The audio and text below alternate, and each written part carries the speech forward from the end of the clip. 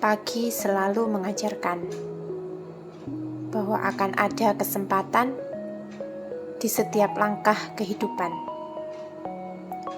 Kali ini saya akan melakukan walking tour part 2, meneruskan yang pertama.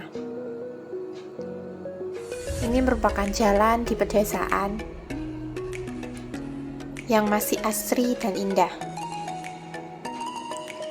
Rumput-rumput hijau yang memanjakan mata, daun-daun yang berguguran dari pohon jati, dan sinar mentari yang masuk di antara pohon-pohon jati yang rindang.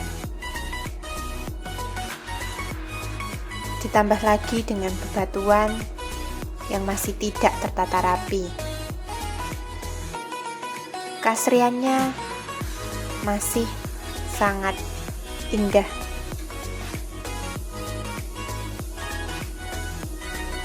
Semangat pagi untuk hari yang lebih cerah.